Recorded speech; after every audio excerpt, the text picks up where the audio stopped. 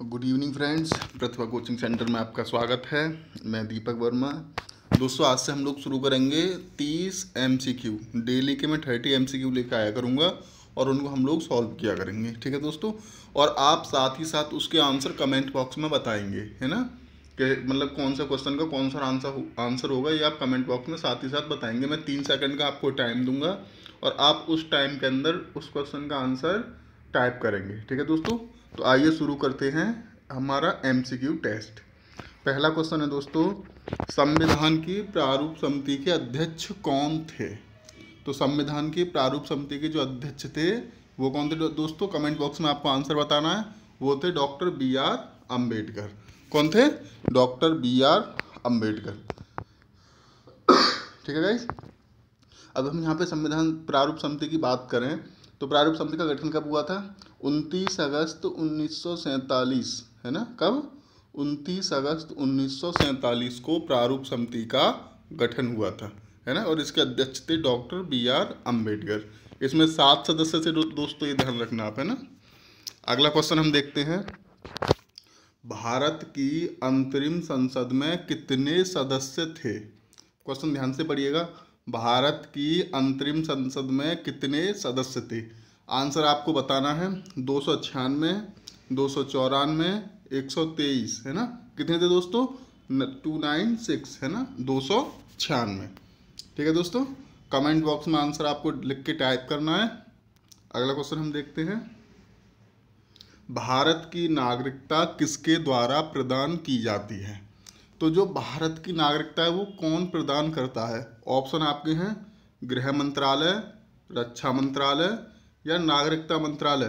तो दोस्तों comment box में बताइएगा, इसका आंसर होगा गृह मंत्रालय। ठीक है दोस्तों, और प्रेजेंट टाइम पे हमारे गृह मंत्री कौन है? श्री अमित शाह जी। ठीक है दोस्तों, जो और उनके जो बेटे हैं जय शाह, वो कौन है? BCCI के सचिव हैं।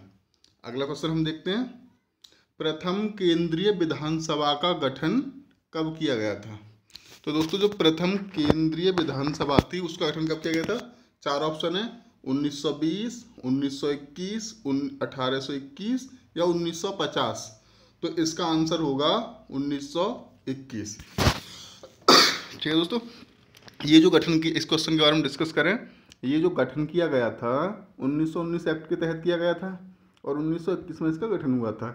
और इसके जो पहले अध्यक्ष थे, पहले अध्यक्ष कौन थे? Frederick Height. कौन थे? Frederick Height. ठीक है दोस्तों, और प्रथम भारतीय अध्यक्ष कौन थे? विट्ठल भाई पटेल। ठीक है दोस्तों, अगला क्वेश्चन हम देखते हैं, भारतीय संविधान सभा के किसके कहने पर बनाई गई? जो भारतीय संविधान सभा थी वो किसके कहने पे बनाई गई, यानी कि कौन सा मिशन आया था जब हमारी संविधान सभा गठित हुई? तो दोस्तों ऑप्शन है, कैबिनेट मिशन, बेबेल प्लान या अगस्त प्रस्ताव। तो कौन सा आंसर होगा इसमें? Cabinet mission. ठीक है दोस्तों, अगला क्वेश्चन देखते हैं दोस्तों, कैबिनेट मिशन की बात करें तो 1946 में आया था ये, और इसके अध्यक्ष थे पैथिक लॉरेंस, और अन्य 2 सदस्य कौन थे? स्टीफोर्ड क्रिप्स और अलेक्जेंडर, है ना, अलेक्जेंडर, सॉरी। अगला क्वेश्चन, कैग का पद किस एक्ट से बना? तो दोस्तों जो कैग का पद था वो 1919 एक्ट से बना था, है ना। 1900 कंट्रोलर, है ना, ये जो महालेखा नियंत्रक परीक्षक होता है कैग, इसका कंट्रोलर ऑडिट जनरल का पद 1919 एक्ट से बना था। और वर्तमान में ये जो कैग का पद है वो किस आर्टिकल में है? आर्टिकल आप याद रखेंगे 148, है ना। कैग के लिए 3 आर्टिकल रिजर्व है, 148 है ना, 149, 150, सॉरी, और 151, 4 है ना दोस्तों। अगला क्वेश्चन देखते हैं, भारत की संविधान सभा का अध्यक्ष कौन था? जो भारत की संविधान सभा थी उसका प्रथम अध्यक्ष कौन थे? तो उसके प्रथम अध्यक्ष कौन थे दोस्तों, बताने आपको, अंबेडकर, राजेंद्र प्रसाद जी या जवाहरलाल नेहरू। तो वो थे राजेंद्र प्रसाद, है ना। ये संविधान सभा थी 1946 में बनी थी। इसके जो पहली बैठक हुई थी 9 दिसंबर 1946 को हुई थी। तो हमने क्या किया था, फ्रांस की तर्ज पे जो उसके पहले अध्यक्ष, तो सबसे बुजुर्ग सदस्य कौन थे? सच्चिदानंद सिन्हा जी। तो उनको क्या बना दिया था? इसका अध्यक्ष। लेकिन 11 दिसंबर को जब दूसरी बैठक हुई तो उसमें राजेंद्र प्रसाद जी को इसका अध्यक्ष बना दिया गया था। ठीक है दोस्तों, अस्थाई अध्यक्ष की बात आए तो सच्चिदानंद सिन्हा जी, और स्थाई अध्यक्ष की बात आए राजेंद्र प्रसाद। ये चीज़ आप यहाँ से ध्यान रखेंगे। अगला क्वेश्चन देखते हैं, संवैधानिक प्रस्तावना में कितनी बार संशोधन किया गया है? दोस्तों ऑप्शन है आपके, बताइएगा 3, 4 या 1, है ना, या 5। 4 ऑप्शन इसमें दिए गए हैं, तो आपको बताना है कब किया गया था, कितनी बार संशोधन किया गया है, 1 बार। ठीक है दोस्तों, संविधान की जो प्रस्तावना या उद्देश्य का है उसमें 1 बार संशोधन किया गया है। और वो क्या क्या था, 42 में संविधान संशोधन 1976 में किया गया था। और 3 शब्द जोड़े गए थे। 3 शब्द कौन कौन से थे? समाजवाद, पंथनिरपेक्ष और अखंडता। कौन कौन से? समाजवाद, पंथनिरपेक्ष और अखंडता। ठीक है दोस्तों, अगला देखते हैं, भारतीय संविधान में संघीय शब्द का प्रयोग कहाँ पर हुआ है? जो फेडरल है यानी कि संघीय शब्द, उसका प्रयोग कहाँ पर हुआ है? इसके ऑप्शन दे रखे हैं, प्रस्तावना में, आर्टिकल 368 में, या हुआ ही नहीं है। तो दोस्तों जो हमारा संघीय शब्द है उसका प्रयोग संविधान में कहीं पर भी नहीं हुआ। ठीक है दोस्तों, आगे देखते हैं, संविधान सभा का संवैधानिक सलाहकार कौन था? तो दोस्तों जो संविधान सभा थी उसका संविधान सलाहकार कौन था? ऑप्शन है 3 आपको बताने हैं, राजेंद्र प्रसाद, BN राव या KM मुंशी, है ना दोस्तों। इसमें से आपको बताने हैं कौन सा आंसर हमारा सही होगा। तो इसका आंसर कौन सा सही होगा? BN राव। कमेंट बॉक्स में इसको टाइप कीजिएगा कि कौन सा ऑप्शन इसमें से ठीक है। ठीक है दोस्तों, आगे बढ़ते हम लोग। ये हमारे पॉलिटी के 10 क्वेश्चन थे। अब आगे लेके आते हैं इतिहास यानी हिस्ट्री के टॉप 10 क्वेश्चन, आगे उसके जो होंगे, है ना। डेली में इसी तरह के 30 क्वेश्चन लेके आया करूँगा 3 सब्जेक्ट के, और इसी तरह से फिर बायोलॉजी शुरू करेंगे, मतलब सारे सब्जेक्ट कैसे हम कवर करेंगे MCQ के थ्रू। ठीक है दोस्तों, अगला क्वेश्चन देखते हैं, भारतीय राष्ट्रीय कांग्रेस का 1896 का जो अधिवेशन था वो किसके लिए विख्यात है ना दोस्तों। जो 1896 का अधिवेशन हुआ था राष्ट्रीय कांग्रेस का, वो किसके लिए विख्यात है? तो इसमें 3 आंसर ऑप्शन दिए गए हैं आपके लिए। पहली बार इसमें क्या राष्ट्रगान गाया गया था, दूसरा ऑप्शन है पहली बार राष्ट्रीय गीत गाया गया था, या तीसरा ऑप्शन है पहली बार तिरंगा लहराया गया। तो दोस्तों इसका हमारा आंसर कौन सा होगा? पहली बार राष्ट्रीय गीत गाया गया, है ना, 1896 के कलकत्ता अधिवेशन में। अब दोस्तों ये जो हमारा राष्ट्रीय गीत है, यह बंकिम चंद्र चटर्जी ने अपनी एक किताब लिखी थी, उपन्यास था आनंद मठ, है ना, इसमें इन्होंने इस गीत को लिखा था। अब ये जो गीत था हमारा राष्ट्रीय गीत वंदे मातरम, ये 1937 तक दोस्तों हमारे भारत का राष्ट्रगान रहा था। क्या रहा था? राष्ट्रगान, है ना। बाद में 1947 में इसको राष्ट्रीय गीत बना दिया गया। ठीक है दोस्तों, अगला क्वेश्चन हम देखते हैं, निम्नलिखित में से किस गवर्नर जनरल को भारतीय प्रेस का मुक्तिदाता बोला जाता है? तो देखो 3 ऑप्शन दे रखे हैं इसमें, Lord William Bentinck, Sir Charles Metcalfe या लॉर्ड ऑकलैंड, है ना। तो आपको बताना है कि कौन से गवर्नर जनरल को भारतीय प्रेस का मुक्तिदाता कहा जाता। तो इसका सही आंसर होगा चार्ल्स मैटकॉफ। ठीक है दोस्तों, इन्होंने 1835 से लेके 1936 तक जो भारत के गवर्नर जनरल थे, है ना, और इसी बीच 1835 से 1836, 1936 में बोल गया था दोस्तों, कि भारत के गवर्नर जनरल थे, और इसी बीच उन्होंने प्रेस को पूर्ण स्वतंत्रता प्रदान की थी। ठीक है दोस्तों, आगे देखते हैं हम लोग, स्वतंत्रता आंदोलन के दौरान रविंद्रनाथ टैगोर ने नाइटहुड की उपाधि किस घटना के विरोध में वापस कर दी थी? तो दोस्तों जो रविंद्रनाथ टैगोर थे, इन्होंने नाइटहुड की उपाधि अपनी वापस कर दी थी। किस घटना के बेस पे? बंगाल विभाजन, जलियांवाला बाग हत्याकांड, या भगत सिंह, राजगुरु या सुखदेव को मृत्युदंड। तो जो जलियांवाला बाग हत्याकांड हुआ था उसके उपलक्ष्य में इन्होंने अपनी जो उपाधि थी वो वापस कर दी थी। ठीक है दोस्तों, आगे देखते हैं हम, भारत में जो पहली यूरोपीय बस्ती किस स्थान पे, जो भारत में पहली यूरोपीय बस्ती थी किस स्थान पर स्थापित की गई थी? ठीक है दोस्तों, तीन ऑप्शन दे रखे हैं इसमें, कोच्चि, चिंसुरा या सूरत, है ना। इन तीनों में से आपको आंसर बताना है। तो कहाँ की गई थी? कोच्चि में। ठीक है दोस्तों, कहाँ पे की गई थी? कोच्चि में। केरल के एर्नाकुल जिले में, है ना, जो केरल का एर्नाकुलम जिला है वहाँ पे कोच्चि पोर्ट में भारत में पहली यूरोपीय बस्ती स्थापित हुई थी। ठीक है दोस्तों, है ना। तो कोच्चि में जो भारत की पहली यूरोपीय बस्ती स्थापित हुई थी। ठीक है दोस्तों, आगे देखते हैं। निम्नलिखित में से किस राज्य में अंग्रेजों को भारत व्यापार के लिए सुनहरा फरमान जारी किया गया, है ना। तो जो सुनहरा फरमान था वो किसने जारी किया था अंग्रेजों के लिए? तो वो किया था गोलकुंडा ने। किसने? गोलकुंडा ने। आप याद रखेंगे 1632 में अंग्रेजों को गोलकुंडा के साथ व्यापार करने के लिए सुनहरा फरमान प्राप्त हुआ। और ये इसका जो शुल्क था वो कितना था दोस्तों? 500 पैगोडा। ये मुद्रा थी उस टाइम की, तो 500 पैगोडा इसका शुल्क था। ठीक है दोस्तों, आगे देखते हैं अगला क्वेश्चन। सलवाई की संधि किस युद्ध से संबंधित है? तो दोस्तों जो सलवाई की संधि थी किस युद्ध में हुई थी आपको बताने। तीन ऑप्शन दिख रहे हैं।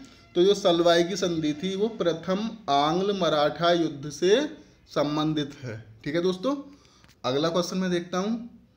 निम्नलिखित में से भारतीय शिक्षा का मैग्ना कार्टा किसे कहा जाता है? तीन ऑप्शन आपको दिख रहे हैं, आपको सही आंसर बताना है। तो सही आंसर होगा इसका वुड डिस्पैच। डलहौजी ने 1854 में वुड डिस्पैच को भारतीय शिक्षा का मैग्ना कार्टा कहा है। ठीक है दोस्तों, या और इसमें हुआ क्या था कि जो 1854 में डलहौजी को एक पत्र भेजा था और जिसमें प्राथमिक विद्यालय होते थे उनकी में जो पढ़ाई होनी थी वो मातृभाषा में करने का जिक्र हुआ था, है ना। और जो उच्च विद्यालय थे उनमें जो पढ़ाई होनी थी वो अंग्रेजी माध्यम से दोस्तों।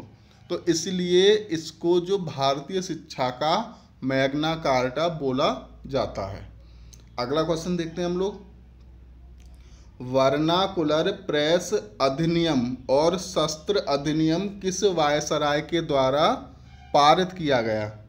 तो जो वर्नाकुलर प्रेस अधिनियम था वो लॉर्ड लिटन के द्वारा पारित किया गया। ठीक है दोस्तों, किसके द्वारा?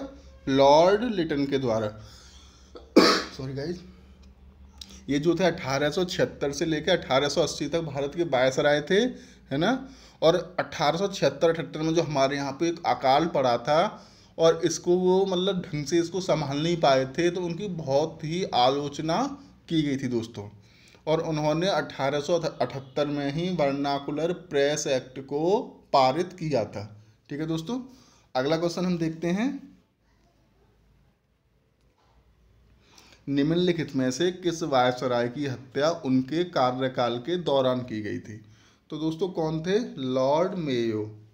लॉर्ड मेयो की हत्या उनके कार्यकाल के दौरान कर दी गई थी। ठीक है दोस्तों, एक ये अफगान कैदी था अली नाम का। जब ये अंडमान द्वीप पर निरीक्षण के लिए गए थे तो वहाँ पे इनकी 1872 में अली नाम के कैदी ने हत्या कर दी थी दोस्तों। अगला क्वेश्चन देखते हैं हम लोग। लॉर्ड रिपन ने हंटर आयोग का गठन किस लिए किया था? तो जो हंटर आयोग बना था दोस्तों वो किस लिए बना था? 1882 में हंटर आयोग बना था और वो बना था भारत में शिक्षा के सुधार के लिए। किस लिए बना था? हंटर आयोग भारत में शिक्षा के सुधार के लिए। ठीक है दोस्तों, अब इसमें क्या हुआ था कि जो भारत की जो विलियम हंटर सर थे उनकी अध्यक्षता में शिक्षा आयोग बना था और इसने जो भारत में प्रारंभिक शिक्षा और हाई शिक्षा के सुधार करने के लिए कई सारे सुझाव दिए थे। ठीक है दोस्तों, अगला क्वेश्चन देखते हैं। राजस्थान के कुल क्षेत्रफल का कितना प्रतिशत हिस्सा थार मरुस्थल में स्थित है? तो दोस्तों ऑप्शन दे रखे हैं, आपको सही आंसर बताना। तो कितना है? 60%। ठीक है दोस्तों, अगला देखते हैं। निम्नलिखित में से किस नदी का उपयोग ऑलिव रिडले कछुआ जो होते हैं अंडे देने के लिए करते हैं? तो किसका करते हैं दोस्तों? देवी नदी का। किसका करते हैं? देवी नदी का। ये देवी नदी है कहाँ पर दोस्तों? तो ये जो देवी नदी है वो कहाँ पर है, वो है उड़ीसा में जो बहती हुई है, जो उड़ीसा से बहती है दोस्तों, और कहाँ जाती है वो, बंगाल की खाड़ी में गिर जाती है। जो देवी नदी है उड़ीसा में महानदी की एक पार्ट है, और ये वहाँ से बहता हुआ बंगाल की खाड़ी में गिर जाता है। अगला क्वेश्चन देखते हैं हम लोग। पीर पंजाल पर्वत श्रेणी किस राज्य में है? तो दोस्तों ये जो पीर पंजाल पर्वत श्रेणी है, आपको ऑप्शन बताने हैं यहाँ से, जम्मू कश्मीर में होगी। जम्मू कश्मीर अभी हाल ही में केंद्र शासित प्रदेश बना है। तो दोस्तों अब इसमें क्या हुआ था, इसकी जो है 1400 मीटर से 4100 मीटर, जो जम्मू कश्मीर पीर पंजाल श्रेणी है जम्मू कश्मीर में, इसकी ऊंचाई कितनी है, 1400 मीटर से लेके 4100 मीटर तक है ना। और यह पूर्व पश्चिम की ओर हिमाचल से लेके जम्मू तक अधिकृत है ना, हिमाचल से लेकर जम्मू तक स्थित है। अब अगला क्वेश्चन हम देखते हैं, भारत में अधिकतर किस प्रकार के वन पाए जाते हैं? तो दोस्तों भारत में जो अधिकतर वन पाए जाते हैं वो किस प्रकार के होते हैं, वो होते हैं उष्ण कटिबंधीय पर्णपाती वन। कौन से होते हैं, उष्ण कटिबंधीय पर्णपाती वन। ठीक है दोस्तों, अगला क्वेश्चन हम देखते हैं, ये 70 सेंटीमीटर से लेकर 200 सेंटीमीटर की जो वर्षा होती है उसमें होते हैं। इनके बारे में मैं डिटेल में जब मैं ज्योग्राफी पढ़ाऊंगा तब आप देखना। अगला क्वेश्चन देखते हैं, भारत भूमध्य रेखा के उत्तर में किस अक्षांश के बीच में स्थित है?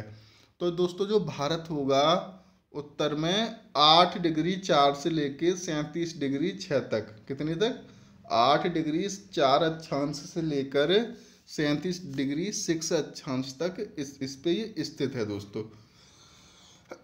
Sorry guys.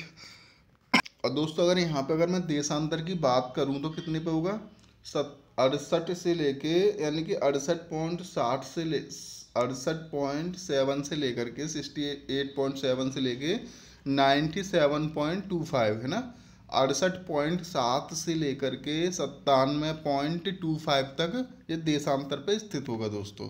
ठीक है दोस्तों, अगला क्वेश्चन देखते हैं, निम्नलिखित में से भारत में ही उत्पन्न होने वाली सबसे लंबी नदी कौन सी है? तो दोस्तों भारत में उत्पन्न होने वाली सबसे लंबी नदी कौन सी है आपको बताना है, वो है गंगा। और इसकी लंबाई कितनी है दोस्तों, इसकी लंबाई है 2525 किलोमीटर। कितनी है दोस्तों, 2525 किलोमीटर। दोस्तों क्वेश्चन पूछा जाता है एग्जाम में कई बार, जो गंगा नदी है कहाँ से निकलती है? तो आप ध्यान रखेंगे जो गंगा नदी है उत्तराखंड में गंगोत्री ग्लेशियर से निकलती है और बांग्लादेश से होते हुए बंगाल की खाड़ी में गिर जाती है। ठीक है दोस्तों, अगला क्वेश्चन देखते हैं, निम्नलिखित में से भारत का सबसे कम ऊंचाई वाला क्षेत्र कौन सा है? तो दोस्तों जो सबसे कम ऊंचाई वाला क्षेत्र है वो कौन सा है, कुट्टानाद केरल। कौन सा है, कुट्टानाद केरल। ये जो होगा भारत का सबसे कम ऊंचाई का क्षेत्र है दोस्तों, है ना।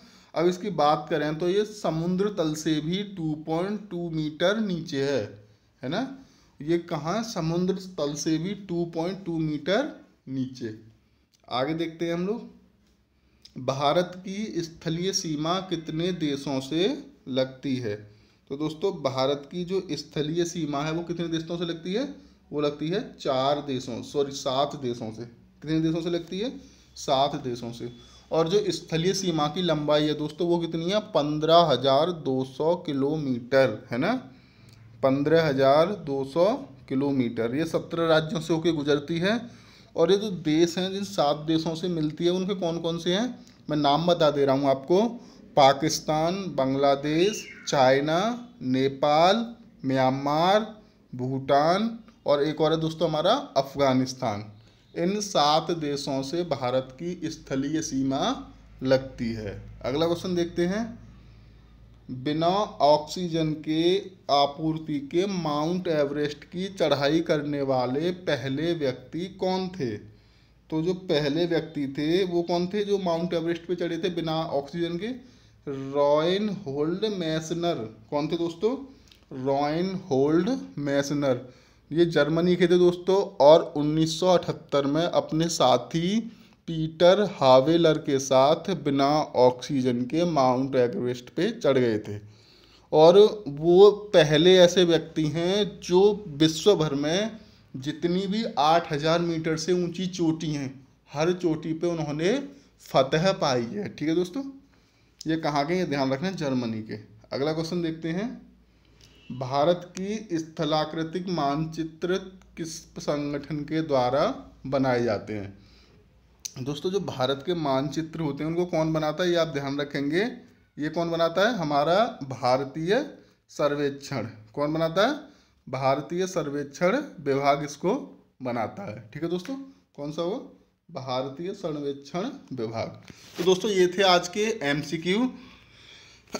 अगर आपको पसंद है तो, अगर आप चाहते हैं कंटिन्यू हो और स्पीड थोड़ी हम जल्दी करेंगे, थोड़ी वीडियो बड़ी हो गई है तो थोड़ा इसका टाइम रिड्यूस करके हम क्या करेंगे, 10 मिनट पे लेके आएंगे, 10 या 12 मिनट पे जल्दी जल्दी करा करेंगे। अभी थोड़ा पहली वीडियो थी इसलिए इसमें टाइम लग गया है ना। अगर आपको पसंद है तो प्लीज़ लाइक करें, कमेंट करें और चैनल को सब्सक्राइब करें। धन्यवाद।